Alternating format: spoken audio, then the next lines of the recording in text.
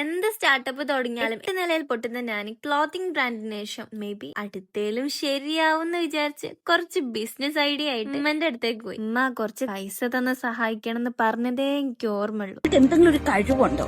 നിനക്ക് കലാപരമായിട്ടുള്ള കഴിവുണ്ടോ? നിന്നെ 4 പേര് അറിയുമോ?